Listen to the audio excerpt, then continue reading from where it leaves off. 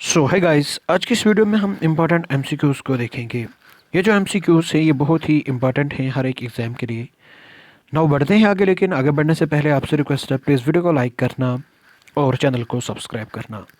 Now the question क्या बोलता है। The constitution of India was promulgated on 26 January 1950 because.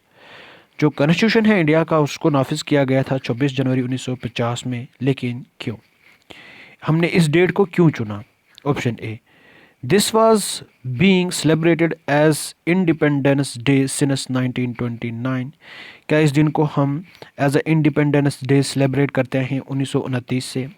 Option B, it was the wishes of the framers of constitution, या फिर जो constitution के फ्रेमवर्स थे उनकी मर्जी थी। Option C, British did not want to leave India earlier than this date, या फिर ब्रिटिशर्स इंडिया से नहीं जाना चाहते थे इस डेट से पहले। Option D, it was an auspicious day.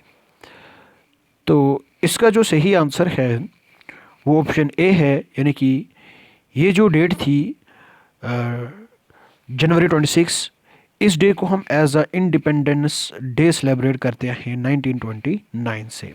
ठीक है। Now the next question. Next question क्या बोलता है। The idea of the constitution of India was first of all given by. जो आइडिया है कॉन्स्टिट्यूशन ऑफ इंडिया का वो सबसे पहले किसने दिया था? Option A, Mahatma Gandhi. Option B, B R Ambedkar. Option C, Jawaharlal Nehru. Option D, M N Roy. तो इसका जो सही आंसर है वो ऑप्शन डी है, यानी कि एम एन रॉय ने सबसे पहले कॉन्स्टिट्यूशन का आइडिया दिया था। Now the next question. Next question क्या बोलता है।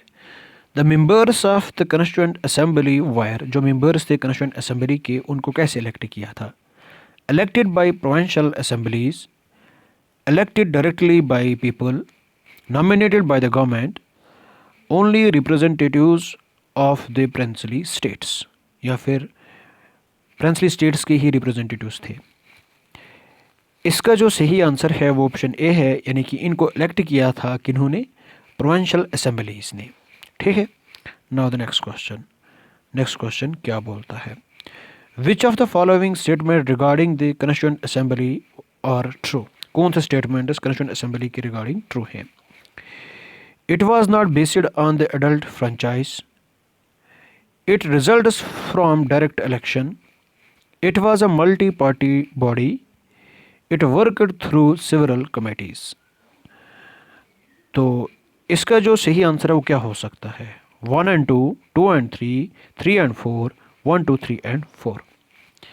सही आंसर जो है वो ऑप्शन सी है, यानी कि 3 and 4। यानी कि ये मल्टी पार्टी बॉडी थी और एक कमेटीज़ के थ्रू काम करती थी, तो एडल्ट फ्रेंचाइज की बेसिड पे ही थी ये। ठीक है। Now the next question. Next question क्या बोलता है। Who among the following was not a member of constituent assembly established in July 1946? कौन सा एक इनमें से कॉन्स्टिट्यूएंट असेंबली का मेंबर नहीं था? Option A, Vallabh Bhai Patel. Option B, Mahatma Gandhi. Option C, K M Munshi. Option D, G B Kripalani. तो इसका जो सही आंसर है वो ऑप्शन बी है, यानी कि महात्मा गांधी। महात्मा गांधी जो थे ये कॉन्स्टिट्यूएंट असेंबली के मेंबर नहीं थे। ठीक है। Now the next question. India become a sovereign democratic Republic on. India कब बना था सॉवरेन डेमोक्रेटिक और रिपब्लिक? डेट बतानी है हमें। अगस्त 15, 1947, जैन 30, 1948, जैन 26, 1950, नवंबर 26, 1929। तो इसका जो सही आंसर है वो ऑप्शन सी है, यानी कि जैन 26, 1950 को इंडिया जो था ये सॉवरेन डेमोक्रेटिक और रिपब्लिक बना। ठीक है। Now the next question. Next question क्या बोलता है। Which of the following made the Indian legislature by cameral? किस एक्ट ने इंडियन लेजिस्लेचर को बाई कैमरल बनाया? Option A, Indian councils act 1909, government of India act 1909, government of India act 1935, Indian independence act 1947। तो इसका जो सही answer है वो ऑप्शन बी है, यानी कि गवर्नमेंट ऑफ इंडिया एक्ट 1909 ने इंडियन लेजिस्लेचर को बाई कैमरल बनाया। ठीक है। Now the next question. Next question क्या बोलता है। The first attempt at introducing a representative and popular element in administration was made by. ये कौन सा एक्ट था? Indian councils act 1900, Indian councils act 1909, government of India act 1935, Indian councils act 1909। तो इसका जो आंसर है वो ऑप्शन बी है, यानी कि इंडियन काउंसिल्स एक्ट 1909। ठीक है। Now the next question. Next question क्या बोलता है? The government of India act 1935 vested the residuary power in the, जो रेजिडरी पावर है वो किसको दिया गया था गवर्नमेंट ऑफ इंडिया एक्ट 1935 के through? British parliament, federal legislature, state legislature या फिर गवर्नर जनरल? इसका सही आंसर जो है वो ऑप्शन डी है, यानी कि गवर्नर जनरल। ठीक है। Now the next question. Which of the following was not one of the feature of the Government of India Act 1935? Government of India act 1935 का कौन सा एक फ्यूचर नहीं है?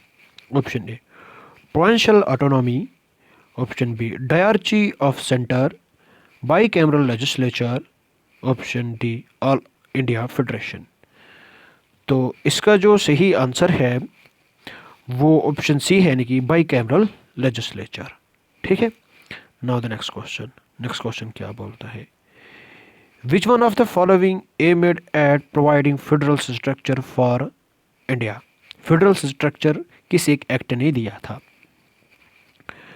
Option A Indian councils act 1909, Montagu Chelmsford reform act 1909, charter act 1831, government of India act 1935। इसका जो सही answer है वो ऑप्शन बी है, यानी कि गवर्नमेंट ऑफ इंडिया एक्ट 1935। इसकी एम थी फेडरल स्ट्रक्चर को प्रोवाइड करने की। ठीक है। Now the next question. Next question क्या बोलता है? What was the main stipulation of government of India act 1935? क्या मतलब शर्त थी गवर्नमेंट ऑफ इंडिया एक्ट 1935 की? A federation was suggested, एक ऐसे फेडरेशन को सुगेस्ट किया। Unitary form of government was recommended, unitary form of government को रिकमेंड किया। कंप्लीट इंडिपेंडेंस गारंटेड, या फिर diarchy was made applicable at provincial level. तो इसका जो सही आंसर है वो ऑप्शन सी है, यानी कि कंप्लीट इंडिपेंडेंस गारंटेड, ये शर्त थी। ठीक है। आई होप आपको ये वीडियो पसंद आई होगी। प्लीज़ वीडियो को लाइक करना और चैनल को सब्सक्राइब करना। Thank you and bye bye, have a nice day.